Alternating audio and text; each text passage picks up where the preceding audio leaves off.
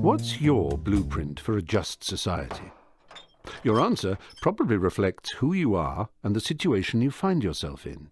If you're rich, you may well be in favor of the freedom to earn and enjoy the fruits of your efforts. If you're poor, you're likely to be more supportive of a system that redistributes wealth. Now answer the same question with this twist.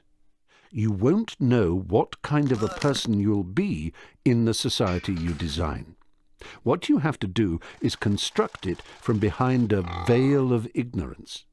You might end up black, white, in a wheelchair, straight, gay, born into a wealthy family, or living in extreme poverty. The distribution of income and wealth and opportunities should not be based on factors for which people can claim no credit. It shouldn't be based on factors that are arbitrary from a moral point of view.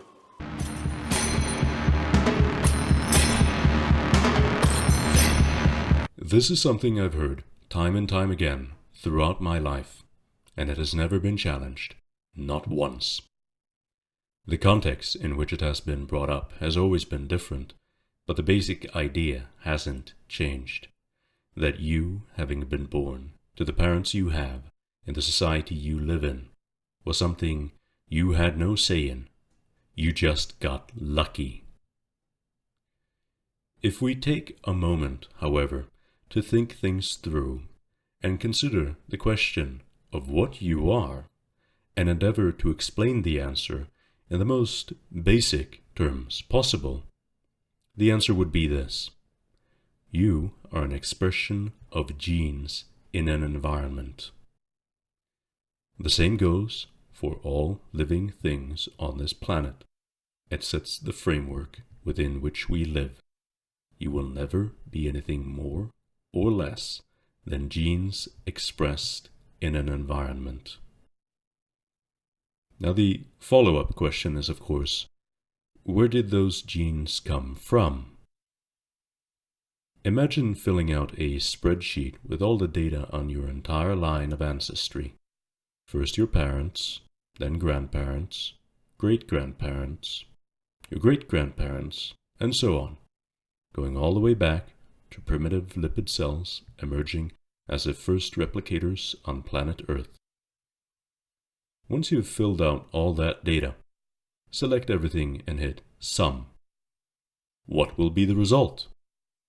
You.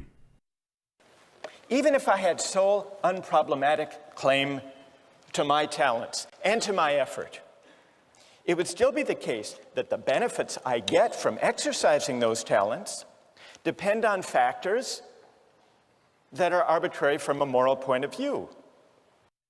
This idea of the lottery or accident of birth has been the basis for many arguments advocating for why moral obligations exist to care for people who in one way or another are disadvantaged by the circumstances they were born into, or why you ought not feel any esteem for your heritage or your standing in society.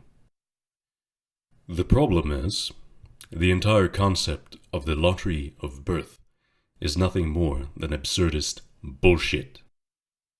Natural selection does not operate on rolls of the dice.